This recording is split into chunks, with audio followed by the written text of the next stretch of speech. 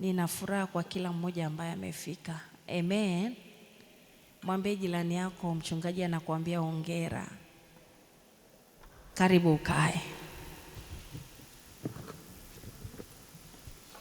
Leo ninaendelea pale nilipoishia jana. Amina. Jana nilisema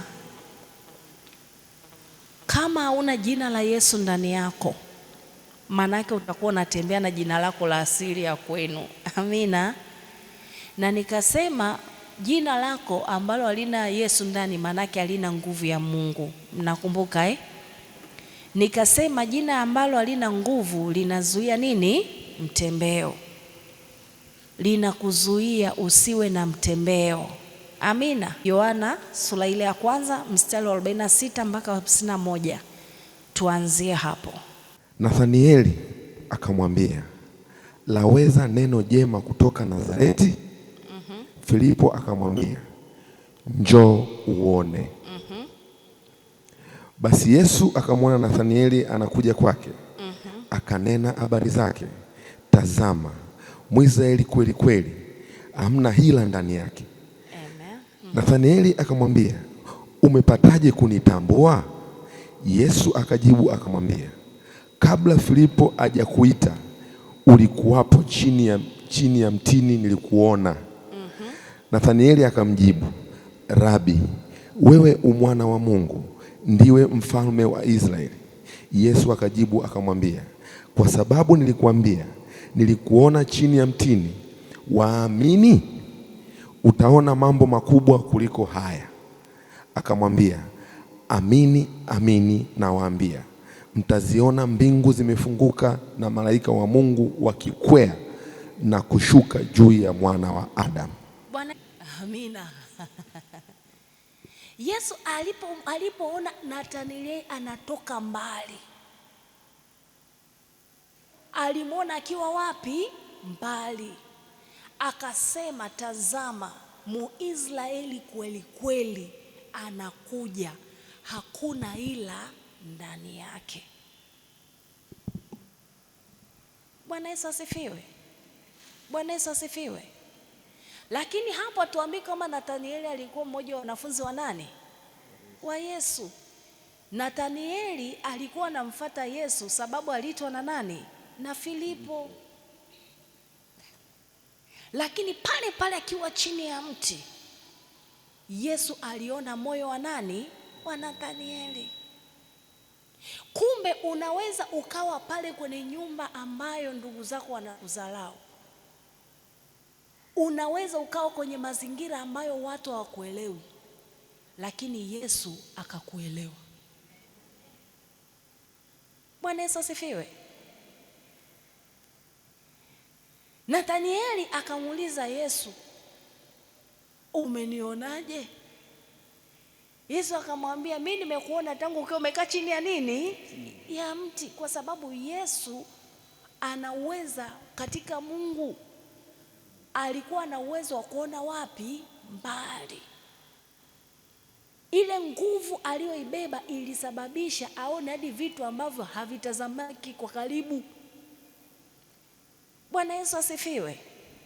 Lakini akamwambia, umeamini kwa sababu nimekuambia nilikuona toka mbali. Alipomwambia akamwambia hivi, wewe zidi kuamini. Kwa kadri utakavyozidi kuamini utaona mbingu zinafunguka kwako. Bwana Yesu asifiwe. Haleluya. Kumbe ili mbingu zifunguke unahitaji nguvu ya nini? Kuona. So mstari wa mwisho, mstari wa 51. Akamwambia, amini amini nawaambia, mtaziona mbingu zimefunguka na malaika wa Mungu wakikwea na kushuka juu ya mwana wa Adamu. Kumbe usipokuwa na nguvu ya kuona ndani yako, hata mambo ya mbingu hutaweza kuyaona. Haleluya. Haleluya. Kwa hiyo sisi tuliokoka au wewe ule kuwepo hapa, tamani Yesu akuone ukiwa chumbani kwako, sio mpaka uje kanisani. Tamani Yesu akuone ofisini kwako. Yaani nyumbani kwako iwe ni sehemu ya ibada, kazini kwako iwe ni sehemu ya nini? Ya ibada. Hivi watu wangapi hapa mlipo nyumbani kwenu mna chumba ambacho Yesu anajua kabisa nikifika pale kuna chumba changu? Nyosha mkono. Wangapi hapo upo, yani una nyumba yako umejenga, ambapo Yesu yani yuko kule mbinguni, ana uhakika kabisa nikienda kwa mama Mwakajira kuna chumba changu. Halo, inabidi uwe na chumba chako. Hata Yesu akija, hata kabla hajafika, yuko mbinguni, anajua mwanangu yuko pale. Nathanieli alikuwa kwenye senta moja, alikaa kwenye chini ya nini? Ya mti. Filipo akamwambia Nathanieli, njoo. Mgeuke jirani yako, muulize, una senta moja ya maombi wewe nyumbani kwako? Au leo upo sitting room, kesho upo dining, mara jikoni mara uwe nje? Halo. Kwa jinsi tu Nathanieli anavyomjibu Yesu, anavyoongea na Yesu, unaona kabisa Nathanieli alikuwa ni mtu wa ibada. Anaposema Israeli maana yake ni taifa takatifu la nani? Maana yake anamaanisha namuona mtu wa Mungu kweli kweli. Sasa ukiweza kushinda hilo, sema nikiweza kushinda hilo, utashinda hii ya tatu ya leo. Amina. Jina linaleta nini? Linaleta mafarakano. Jina linalokosa nguvu ya Mungu linaleta mafarakano. Amen. Jina ambalo limebeba asili ya kuzaliwa linaleta mafarakano. Mafarakano. Andika namba 3A. Namba 3A. Jina lako likiwa limebeba mafarakano, andika kabisa, jina langu likiwa limebeba mafarakano, watu watakuwa wananichukia bila sababu. Jina lako likiwa limebeba mafarakano, watu watakuwa wanakuchukia bila sababu. Amen. Unapoenda sehemu unajikuta tu kuna ile ya watu kukuchukia tu, kukukataa. Kwa sababu gani? Asili ya nguvu uliobeba haikupi wewe kukubalika mbele za watu. Manake inakuwa ni roho kamili. Amina. Nimeenda haraka Nimesema hivi, andika, jina langu likiwa limebeba roho ya mafarakano au imebeba mafarakano, watu watakuwa wananichukia bila sababu, yani unakosa kibali. Hiyo ni 3A. Amen. Unapo sehemu yoyote, unapoenda sehemu yoyote, unajikuta unachukiwa na watu bila sababu yoyote.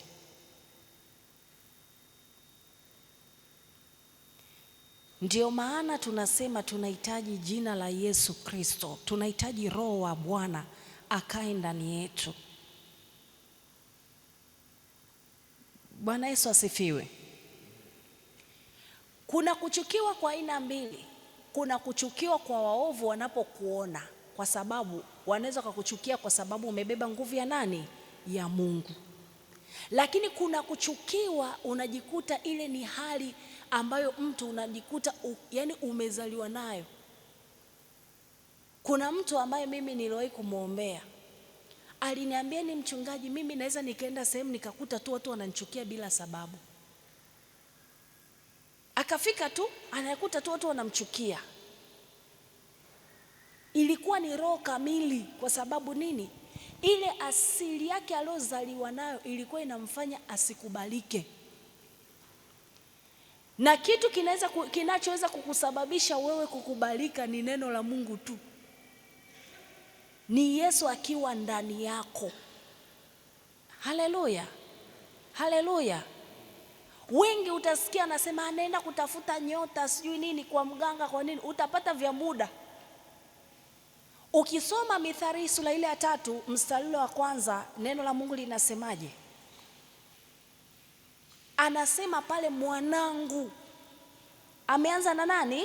Mwanangu. Sasa pale wewe weka jina lako. Mithali sura ya 3 anza mstari wa kwanza. Mithali 3 sura ya kwanza. Wote mmepata? Wote mmepata? Aya, anza kusoma, weka jina lako. Meshaki. Usisahau sheria yangu. Soma kwa nguvu. Meshaki. Usisahau sheria yangu. Bali moyo wako uzishike amri zangu. Maana zitakuongezea wingi wa siku na miaka ya uzima na amani. Rehema na kweli zisifarakane nawe.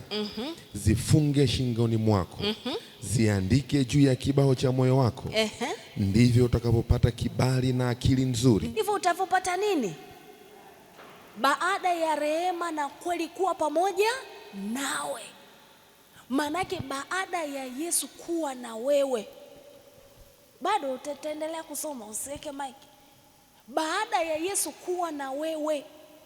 Kwa hiyo ukiwa na Yesu, hata kama kuna nguvu ya mafarakano ilikuwa inapambana na wewe kukuzuilia kibali, kwa rehema na nini na kweli, ndipo unapopata kibali na nini na akili nzuri. Kumbe mtu akiwa na akili mbaya, shida. Geuke jirani yako, muulize, ndugu yangu, una akili gani?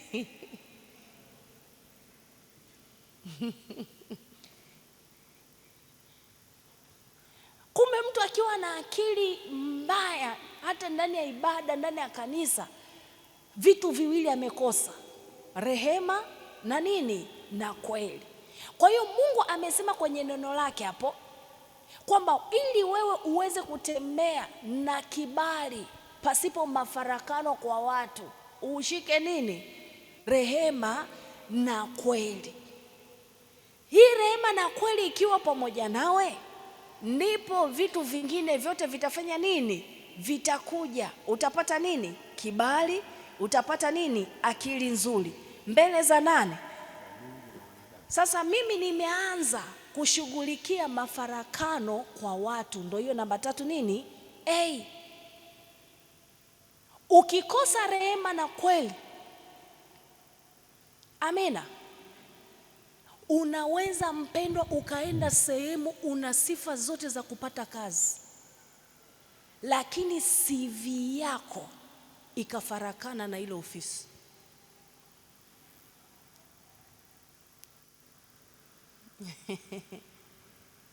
Unaweza ukawa una sifa zote za kupata fedha, lakini wewe ulivyo, jina lako, nguvu ulionayo inafarakana na nini? Na pesa. Pesa iruhusi kukaa na wewe, vinafarakana. Hiki unachokwambia, ndio maana ukisoma hapo chini kuna mambo ya fedha. Endelea kusoma mstari wa 5. Mtumaini Bwana kwa moyo wako wote, wala usizitegemee akili zako mwenyewe. Katika njia zako zote mkiri yeye. Katika nini? Njia zako zote mkiri yeye. Nani? Yeye. Naye atanyoosha mapito yako. Atanyoosha mapito yako. Yepi? Magonjwa. Yepi? Maradhi. Yepi? Madeni. Yepi? Shida ya uzao. Yepi? Kukataliwa. Yepi? Kuzuiliwa. Yepi? Kukosa kazi. Hayo ndo mapito. Yepi? Kurogwa. Ameendeleaje? Usiwe mwenye hekima machoni pako. Mche Bwana, ukajiepushe na uovu. Itakuwa afya mwilini pako na mafuta mifupani mwako. Endelea. Mheshimu Bwana kwa mali yako na kwa malimbuko ya mazao yako yote. Ndipo ghala zako zitakapojazwa kwa wingi na mashinikizo yako yatafurika divai mpya. Mwanangu, usidharau kuadhibiwa na Bwana, wala usione ni taabu kurudiwa naye. Kwa kuwa Bwana ampendaye umrudi, kama vile baba wa mwanaye ampendaye. Heri mtu yule aonaye hekima, na mtu yule apataye ufahamu. Maana biashara yake ni bora kuliko biashara ya fedha, na faida yake ni nyingi kuliko dhahabu safi. Yeye ana thamani kuliko marijani, wala vyote uvitamani havilingani naye.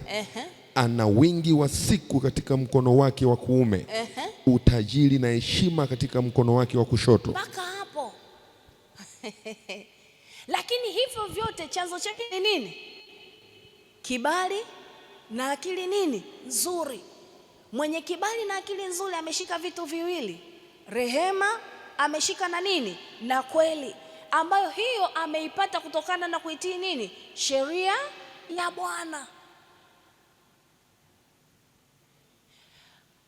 Na ukisoma hapo chini alisema hivi, usikatae kurudiwa, usichukiwe kurudiwa, kuonywa, kukaripiwa. Na hii wengi inawatesa ndani ya kanisa. Kwa mtu anajikuta amekaa kanisani miaka na miaka, ana tabia ambayo Mungu haimfurahishi. Amina. Unapomtengeneza mchungaji, yule mtu anakasirika. Mwingine anakuwa tayari hata kuondoka ndani ya kanisa. Ibilisi anachokifanya, anatengeneza jina lako lisikubali kuwa na nguvu ya Mungu ya kupokea maonyo. Halo? Bwana Yesu asifiwe. Na ndio maana kwenye makanisa mengi utakuta wale watu wengi wenye fedha hawakaripiwi. Matajiri, mchungaji anaweza kazania anawalinda ili kwamba waweze kutoa sadaka, lakini wale mwisho wao ni mbaya, kwa sababu hawatakuwa na kweli ya Mungu. Mungu mwenyewe kwa neno lake amesema, mwanangu, usikatae nini? Kurudiwa na Bwana. Maonyo usikatae. Sasa mchungaji anaposhindwa kumkaripia mtu kwa sababu anatoa milioni 20-30, iko ni kibarua kingine. Unamsababisha yule mtu afarekane na nani? Na Mungu. Mungu akimtazama yule mtu katika ibada, hata kama amekaa kiti cha mbele, yupo karibu na mchungaji, yupo karibu na mtumishi wa Mungu, iwe ni kanisa lolote, Mungu atavomtazama yule mtu. Fikiria kama Yesu alikuwa tu sehemu akamwona Nathanieli kwa chini ya mti. Je, yule aliyekuwa kanisani?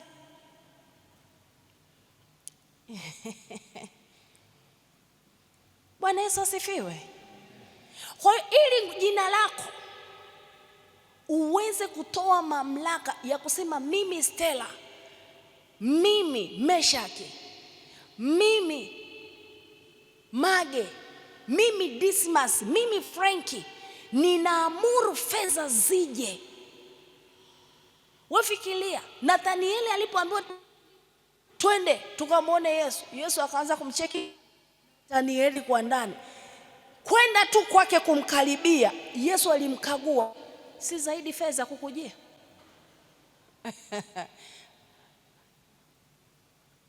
Mtazame jirani yako, mwambie, yani Nathanieli alipoambiwa tu twende. Ongea na jirani yako, mwambie, yani Nathanieli alionekana na Yesu akiwa chini ya mti mpaka ndani. Sasa sembuse unavyoinua mikono unamwambia Bwana, njoo ndani yangu, naomba nibariki. Nathanieli akuomba baraka. Kile kitendo tu cha kwanza kupiga hatua, Yesu akaangalia ndani ya Nathanieli kumebebeka nini. Tuangalie mtu wa pili. Tuangalie wa kwanza, nilianza kufundisha nani? Nathanieli. Lakini tuangalie mtu wa pili, Bartholomayo. Nini kilitokea? Fungua Marko sura ya 10. Marko, fungua tali. Marko sura ile ya 10. Wote mmefika? Nataka uone jinsi nguvu. Marko sura ya 10. Anza mstari wa 46. Mstari wa 46. Neno linasema wakafika Yeriko. Hata alipokuwa akishika njia kutoka Yeriko pamoja na wanafunzi wake na mkutano mkubwa, mwana Timayo, Bartimayo, yule mwombaji kipofu, alikuwa ameketi kando ya njia. Naye aliposikia ya kwamba Yesu Mnazareti, alianza kupaza sauti yake na kusema, Mwana wa Daudi, Yesu unirehemu. Na wengi wakamkemea ili anyamaze, lakini alizidi kupaza sauti, Mwana wa Daudi unirehemu. Yesu akasimama akasema, mwiteni. Wakamwita yule kipofu, wakamwambia, jipe moyo, inuka, anakuita. Hao waliofanya nini? Waliomzuia. Sikiliza, Yesu asipoingilia kati kwenye maisha yako, kuna watu watakuwa wanakuzuilia. Yaani kuna fedha utakuwa unazitaka, kuna maisha utataka kuishi. Amina, amina. Kuna sehemu ofisini inabidi ufike level fulani ya cheo, lakini kuna watu watakuwa wana kazi ya kuzuia usifike pale. Kwa sababu gani? Jina lako, hili jina Bartimayo lilikuwa linamzuia sikilizwe. Sema jina. Sema mwaka huu lazima nishinde. Yamkini kuna eneo umezuiliwa. Soma hii sehemu hii vizuri sana.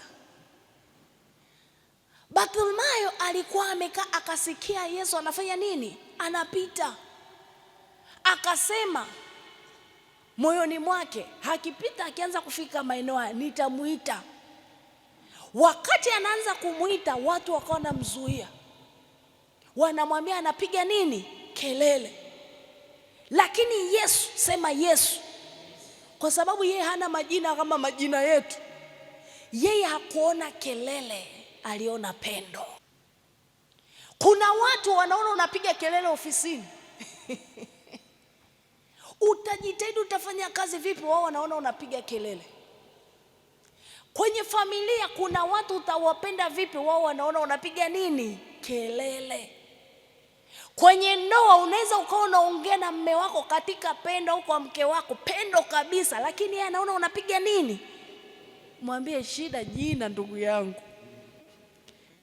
Hapo mpaka Yesu aseme mlete. Kuna vitu unavyoona unazuiliwa, watu wanakukatalia, inabidi useme, ewe Yesu uliyemuita Bartimayo, nataka uniite leo mahali hapa. Kuna vitu inabidi umwambie Bwana Yesu, nataka hii biashara hii ikubali kutembea na mimi, kama vile Bartimayo alivyokubalika kwa wanafunzi. Ilibidi mpaka Yesu aingilie kati. Tazame jirani yako, muulize, mambo mangapi yamekuwa Bartimayo kwako? Vitu vingapi vimezuiliwa? Ndio maana nikasema mwanzoni kabisa nilipoanza kusoma kwenye Isaya, alitambulishwa Isaya 9, amina, kwamba Yesu ni nani? Mfalme wa nini? Mungu mwenye nini? Baba wa nini? Bwana Yesu asifiwe. Mshauri wa nini? Vile vitu alivyovibeba ndivyo vilivyomsababisha kuwaona wanafunzi ndo wanapiga kelele, lakini Bartimayo anahitaji pendo. Ninaposema jina ukianza kusoma hiyo Marko 10, amina, anza kusoma hapo, walianza kumtambulisha kwa jina. Tena wakati akaanza kusema ni mtoto wa nani? Alafu wakataja asili yake ya kuzaliwa imemfanya nini? Kipofu. Hawakutoka tu hewani, walianza kusema ni mtoto wa nani? Anza kusoma, elewa vizuri hapo. Marko 10:46.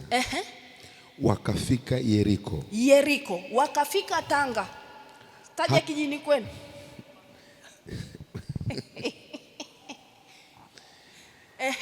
Wakafika Yeriko.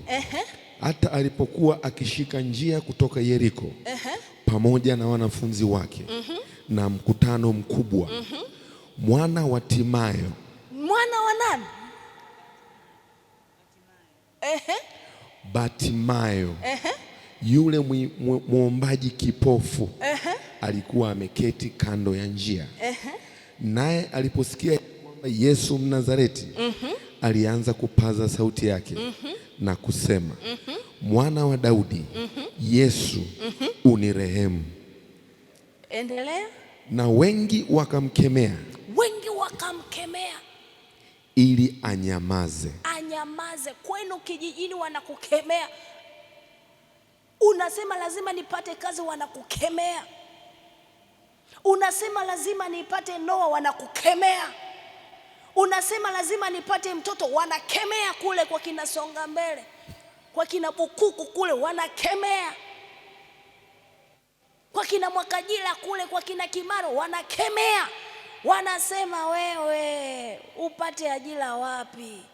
Walimkemea. Unaweza ukawa umeandika CV yako nzuri, umeweka na reference nzuri, umeweka yani ni hivi, umeweka wale marefari wale wazuri wenye sifa nzuri ambao yani ukisoma hivi na ukimpa mtu wow, CV nzuri. Lakini ikifika sehemu mizimu ya kwenu inakemea, haiwezi kupata kazi ya kulipwa milioni 2 huyu wewe. Kijijini tumesema kulipwa mwisho 200,000. Wanakemea milioni 2. Hakuna kwenda kulipwa milioni 2. Utahangaika, utashangaa unaishia tu kazi la shilingi ngapi? 200,000, 100,000. 200,000, 100,000. Kuna ndoa wanaweza wakakemea kwamba familia, watu wakiolewa, wakioa wanakemewa, hakuna kufurahi, ni magomvi kila siku ndani.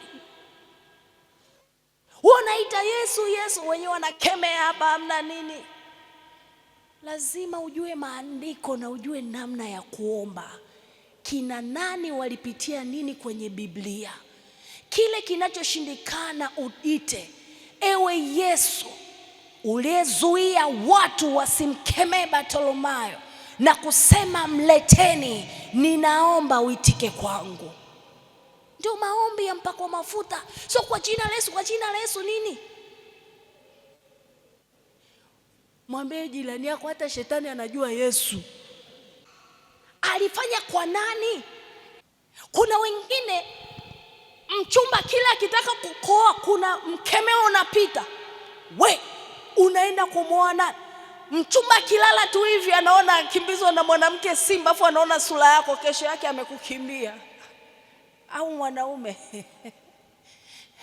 kumbe kuna mkemeo amepata kutoka kwenye mizimu ya kwenu.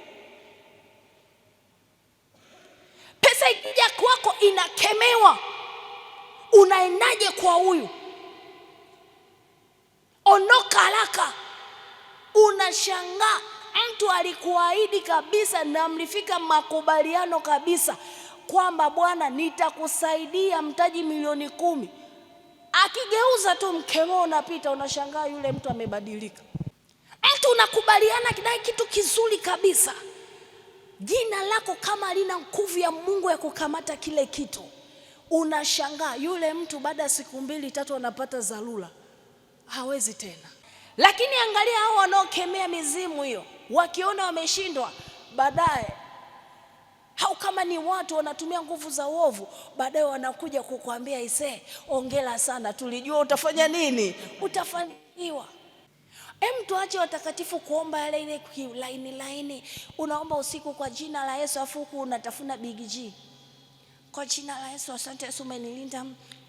Yesu nakupenda sana.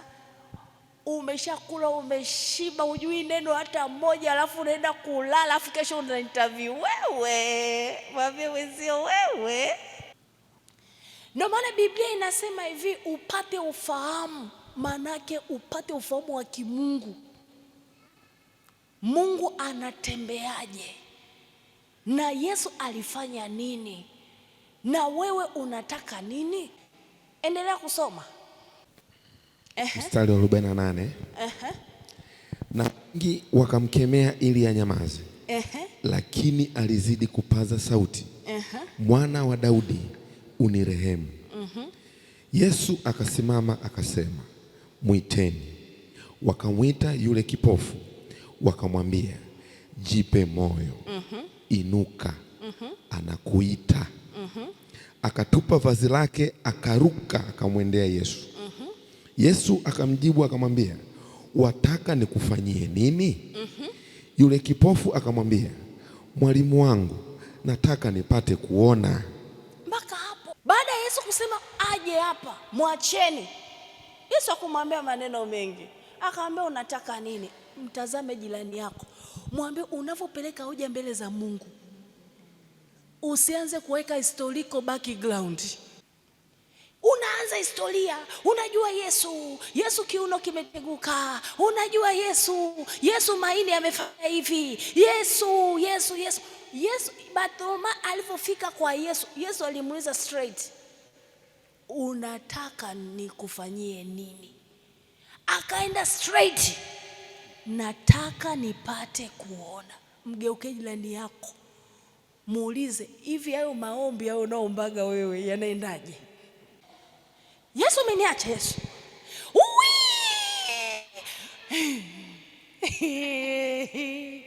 Yesu.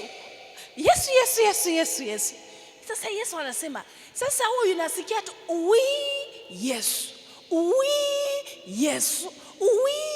Yesu umeniacha wapi?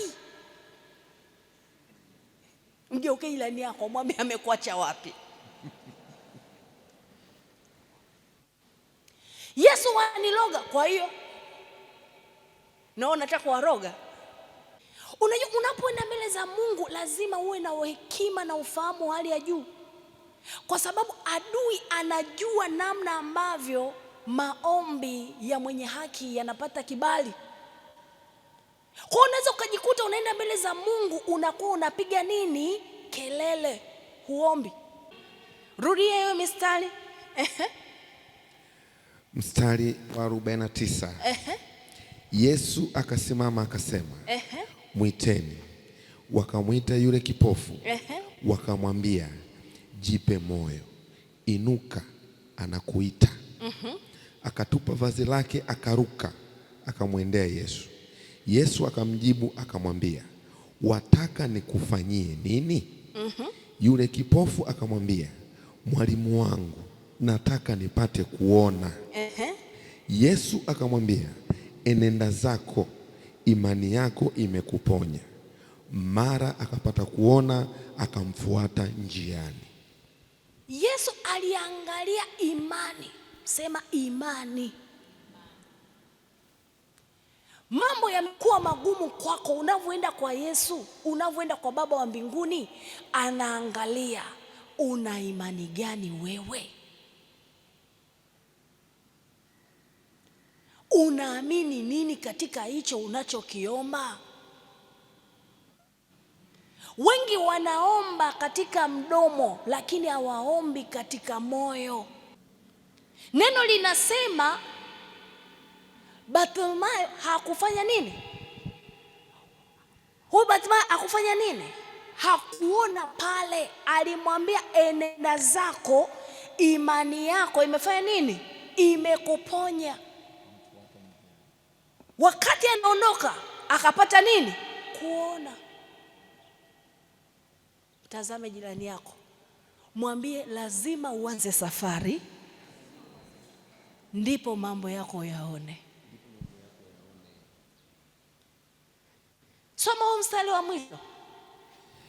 Yesu akamwambia, enenda zako, imani yako imekuponya. Mara akapata kuona, akamfuata njiani. Bwana Yesu asifiwe. Alimtamikia, enenda zako. Tunaona Abraham, sema Abraham, alifunguliwa macho wakati ipo kwenye safari. Amina, amina. Ukisoma Yoshua sura ile ya 10, utaona Yoshua hivi alisimamisha jua pale Mungu alipomwita, akiwa kwenye nini? Kwenye safari. Ndipo aliweza kusimamisha jua mpaka alipomaliza nani? Adui zake. Bwana Yesu asifiwe. Bwana Yesu asifiwe. Kile alichokitaka Yoshua ndicho kilichotimia. Fungua Yoshua sura ile ya 10. Yoshua 10. Umefika Nenda mstari wa 12. Mstari wa 12. Ndipo Yoshua akanena na Bwana katika siku hiyo ambayo Bwana aliwatoa Amori mbele ya wana wa Israeli. Akasema mbele ya macho ya Israeli, wewe jua, simama kimya juu ya Gibeoni, na wewe mwezi, simama katika bonde la Aiyaloni. Ndipo jua likasimama na mwezi ukatulia. Bwana Yesu asifiwe. Yoshua alitamka kile anachokitaka kitimie pale. Neno linasema akasema mbele ya wana wa nane? Wa Israeli. Simama hapo ulipo kwanza. Mtazame jirani yako, mshike mtu mmoja, mwambie unapoingia maombi, angalia sana jinsi unavyoomba. Usiwe na mambo mengi, usiwe na maneno mengi. Tumemwona Batimayo, hakuwa na maneno mengi. Alimwambia Yesu, nataka kuona. Yoshua alipotaka kuwapiga adui, alimrudia Bwana, akasema naye. Alipomaliza akatamka, ewe jua, simama. Muulize sasa jirani yako, mwambie ndugu yangu, wewe maombi yako yapoje? Haya mambo ninayofundisha ni mambo ya msingi kuliko mnavyozania. Wewe maombi yako yapoje? Yaani mbinguni kuna wakati hawajui umeomba nini, wanasikia tu kama yani kama mtu anaongea, baba naomba biskuti, baba naomba pipi, baba naomba pipi, baba naomba kiatu, baba naomba ndala, baba naomba nini. Yani ni sasa na mtoto. Amina. Anaenda kwa nani? Kwa mama. Mama naomba ndala. Taja vitu, mpe maiki. Ndivyo watu wengi wanavyoenda mbele za Mungu. Mama, naomba ndala, naomba viatu vya shule, naomba begi la shule, naomba madaftari. Mama, naomba nguo ya sikukuu, Pasaka imekaribia. Mama, nadaiwa na ada shuleni. Mama, na hela ya chips hujanunulia, sijala chips siku nyingi. Mama, alafu kuna rafiki yangu shuleni ananidai. Mama, alafu kuna nguo nimeiona kwa rafiki yangu ni nzuri naipenda. Mama, usisahau mama kunilia na viatu vingine vya kwenda kuchezea michezo shuleni. Mama anashindwa kunielewa. Mama mwenyewe anasema mimi nimeshindwa kumuelewa. Hajui anataka nini. Maana yake mama anasema naomba daftari, mara mama anataka chipsi, mara Pasaka inakuja anataka nguo. Sasa wewe unataka nini? Mgeukie jirani yako, muulize unataka nini?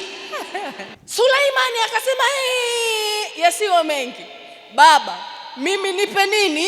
Hekima na maarifa. Haya mengine haya najua yatakuja. Mwambie jirani yako, ukiona uelewe, kopi na kupesti kwa Suleimani. Baba mimi nina mengi, mimi nipe tu hekima na maarifa nishinde haya, maana ninayo mengi. Nimewatoleni mfano kwa hapo tu. Askofu Margaret ameenda kwa mama. Sasa mama hapo mpaka amesikia na sasa hapa nimpe kipi? Ndivyo watu wengi wanavyokuwa maombi. Mwaka mpya ulivyoanza ana maombi 30. Mpaka sasa hivi hakumbuki yupo kwenye ombi la ngapi. Yaani hakumbuki yupo kwenye ombi la ngapi. Hakumbuki. Kampia kulivyokucha alikuwa na maombi mngapi? 30. Kamuuliza ile maombi 30 yako wapi? Yaani maombi anaomba sasa hivi ni tofauti. Sasa Mungu na kila siku akiamka asubuhi anakuwa na ombi jipya. Ndio maana neno nikasema leteni hoja zenu zenye nini? Zenye nguvu. Lete hoja zenye nguvu. Hivi unajua maana ya hoja? Joji mwanasheria.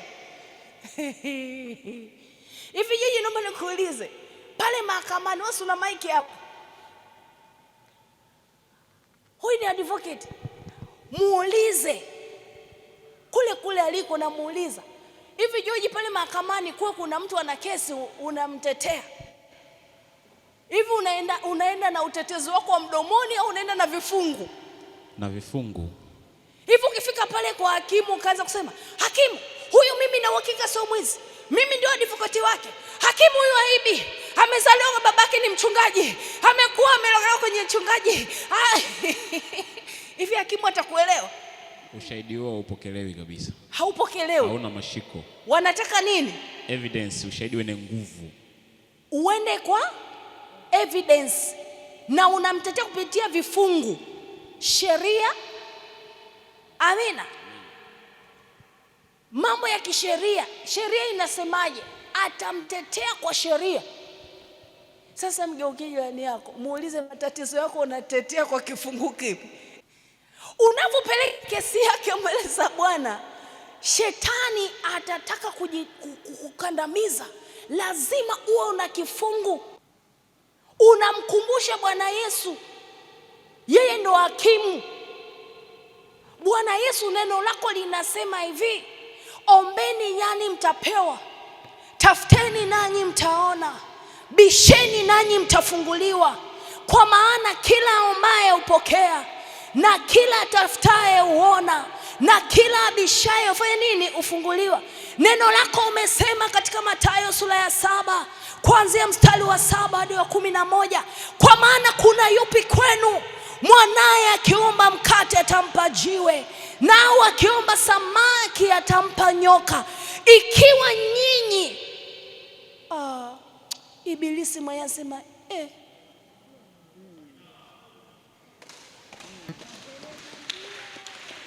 unaambia Bwana Yesu, umesema kwenye neno lako, anayenifuata mimi anaona uzima wa milele.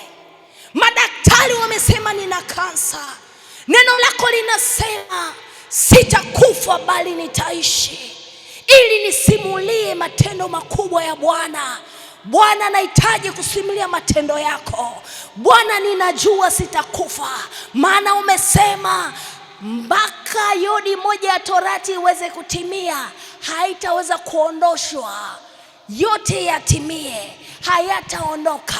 Na neno lako linasema wewe ni Mungu unayesimamia kweli. Umesema utaniacha niaibike. Umenena kwenye Zaburi, nijapopita Bwana kwenye bonde la uvuli wa mauti, Bwana sitaogopa. Wewe ndiye ngome yangu, wewe ndiye kimbilio langu. Bwana, nataka nifukuzwe kazi, timiliza neno lako.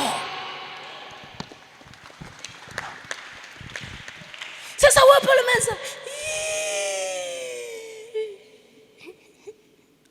hivi Joji akienda kumtetea pale mahakamani alafu anaanza kulia mwanzo wa wajaji wewe hakimu wewe, wajaji wewe hakimu wewe, wanauliza wewe Joji, mtetee mteja wako. Mimi huyu namjua, mimi ndo advocate wake. Sasa tetea, lete hoja hapa. Piga mtu mmoja ngumi, mwambie acha ujinga.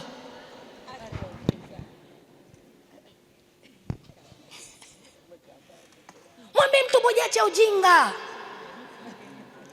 Sikiliza, mimi waga napenda maadvocate au wanasheria. Akienda kwanza wanapiga suti ya nini? Black. Au ile rangi gani nyingine? Dark blue au grey. Rangi tatu. Ana black, ana dark blue au ana grey. Wamenyuka suti. Suti imekolea. Wako very smart. Wewe unaenda kwa Mungu hata mswaki hujapiga. Unalia, yani huna hofu mbele za Mungu. Wakisimama, wanasimama na vifungu vimenyoka. Wanamtetea mteja, vifungu vimefanya nini? Vimenyoka. Na ana confidence. Wewe unaanza kuomba. Ukianza tu kuomba, Bwana umesema, ukisikia nyau, kwa jina la Yesu umeshatoka kwenye kifungu. Nyau. Unaomba. Ukisikia labda unakemea, sasa upo deep. Unasikia tu yani shetani sengine mjinga sana. Anaweza yani akasababisha tu kaupepo kidogo kakupitia tu masikioni. Basi sikia, shindwa shetani, shindwa. Uniweze. Ameshakuhamisha. Mgeukie jirani yako. Mwambie mwanasheria akiwa anatetea, advocate akiwa anatetea, yeye akili yake iko pale apate ushindi. Watakatifu tukielewa hivyo. Unajua pale kulikuwa kesi ya upofu. Sema kesi. Kesi ya nani? Ya upofu ya nani? Batimayo. Yani pale hakimu, sema hakimu, alikuwa ni Yesu. Waliomshtaki, walikuwa wanamzuia. Mwenye kesi ni nani? Amina. Mwenye kesi pale ni nani? Batimayo mwenyewe. Kesi yake ya nini? Ya upofu. Apate nini? Kuona. Pale advocate aliyokuwepo anayemsaidia Batimayo ni nani? Ni malaika waliomshtua Yesu. Bwana kuna jamaa anazome. Tumia malaika wako. Bwana Yesu asifiwe. Haleluya. Mgeukie jirani yako. Mwambie basi jiamini. Jiamini unapoomba. Haleluya. Namba 3B, jina lako linaweza likafarakana wapi? Hiyo namba 3 wewe mmenielewa Jinsi watu wanavyoweza jina lako linavyoweza kufarakana na watu. Namba 3B. Amina. Sema 3B. Jina lako hilo pia linaweza kufarakanishwa na Mungu. Amen. Jina lako linaweza kukufarakanisha na Mungu kwa namna ambavyo wewe humtegemei yeye. Fungua hiyo Marko sura ya 10 mstari wa 17. Anza. Marko 10 mstari wa 17. Neno linasema, hata alipokuwa akitoka kwenda njiani, mtu mmoja akaja mbio akampigia magoti. Wote imefungua, wengine hawajafika. Marko sura ya 10 mstari wa 17 hadi 31. Anza. Marko 10:17. Hata alipokuwa akitoka kwenda njiani, mtu mmoja akaja mbio akampigia magoti, akamuuliza, Mwalimu mwema, nifanye nini nipate kuurithi uzima wa milele? Yesu akamwambia, kwa nini kuniita mwema? Hakuna aliye mwema ila mmoja, ndiye Mungu. Wazijua amri? Usiue, usizini, usiibe, usishuhudie uongo, usidanganye, waheshimu baba yako na mama yako. Akamwambia, Mwalimu, haya yote nimeyashika tangu utoto wangu. Yesu akamkazia macho, akampenda. Rudia tena hapo. Yesu akamkazia macho, akampenda, akamwambia, umepungukiwa na neno moja. Enenda ukauze ulivyo navyo vyote, uwape maskini, nawe utakuwa na hazina mbinguni. Kisha njoo unifuate. Walakini yeye akakunja uso kwa neno hilo, akaenda zake kwa huzuni, kwa sababu alikuwa na mali nyingi. Sema jina lina uchoyo. Sema jina. Huyu mwenye mali kila kitu aliweza kufanya. Usiue, hajaua. Usizini, hajazini. Usiibe, hajaiba. Usiseme uongo, hajasema nini? Uongo. Akatajua makosa yote. Akasema mwalimu, hivyo vyote nimevifanya. Yesu anasema akamfanya nini? Akampenda. Lakini akamwambia umebakiza jambo gani? Moja tu. Alimjua yule ni mchoyo. Hilo jambo moja alijua ni nini? Uchoyo. Sema uchoyo. Hilo jambo ndilo lilokuwa linamzuia yule Mungu asimfurahie, na ndilo ambalo lingemnyima uzima wa nini? Wa milele. Sababu jina lake halikuwa na nguvu ndani ya Mungu. Aliweza kufanya vitu vingi, alishindwa kufanya hicho kimoja.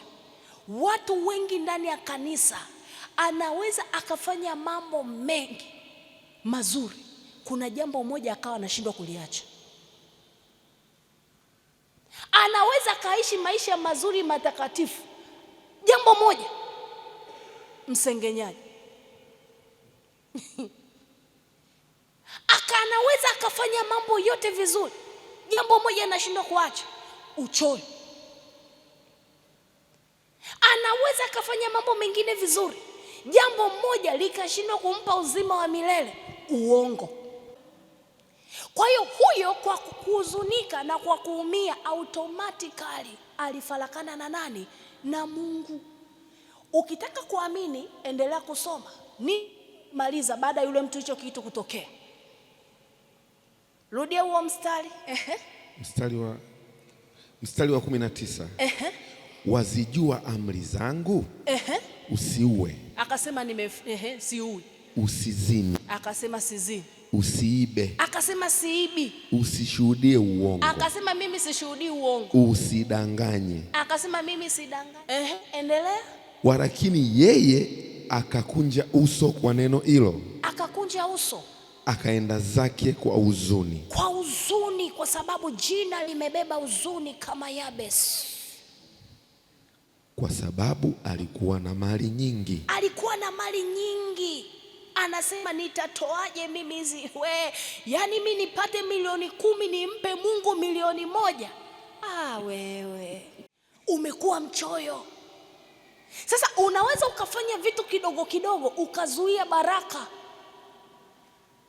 Ukajikuta hiki unasema nakifanya, hiki siwezi kufanya nini? Kufanya. Unajikuta yani jina lako linakuchagulia, yani asili ya kuzaliwa inakuchagulia mambo ya kufanya na mambo ya kuto nini? Fanya. Kwa hiyo tunapoomba ukiona majibu hamna, usizanie kwamba eti si kwamba Mungu akupendi. Wewe jikague tu mwenyewe. Hivi ninafanya sawa sawa? Hii asili yangu ya kuzaliwa nini inayonizuia mimi? Nini kinanizuia mimi kufanya? Na vitu vyenye utukufu, sema vitu vyenye utukufu. Mwambie jirani yako vitu vyenye utukufu. Vitu vyenye utukufu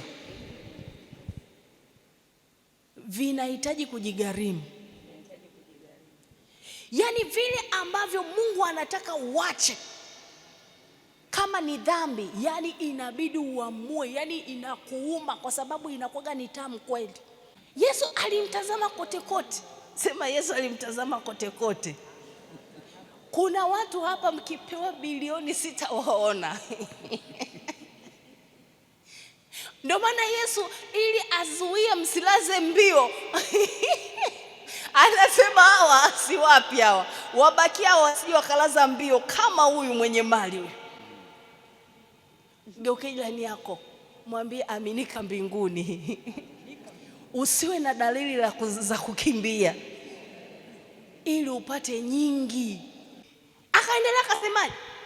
Mstari wa 26. Nao wakashangaa mno, wakimwambia, ni nani basi awezaye kuokoka?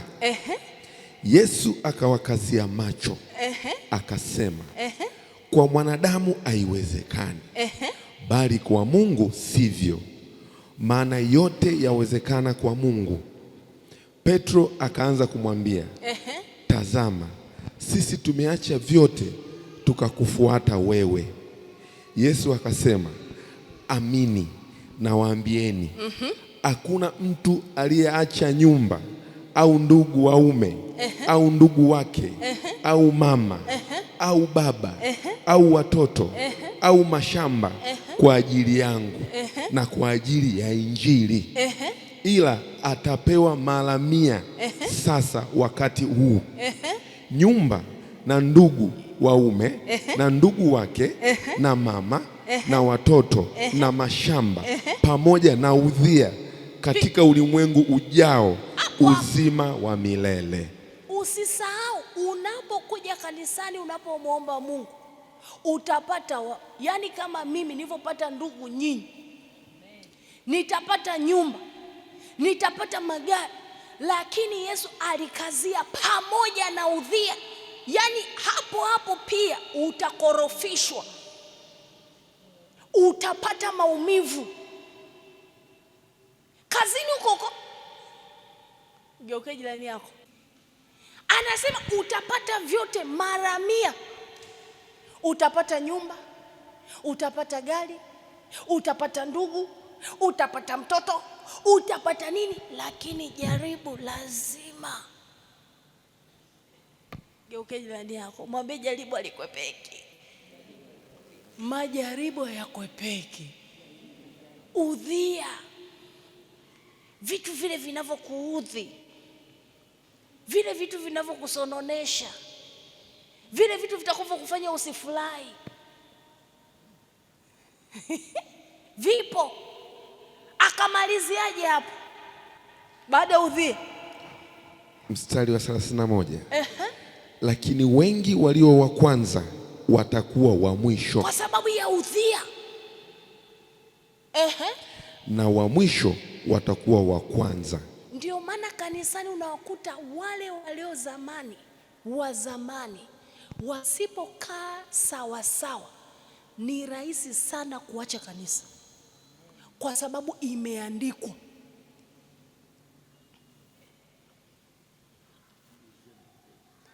Udhia imewekwa pale, yani ni hivi, baraka zote utazipata. Umenisikia Mary?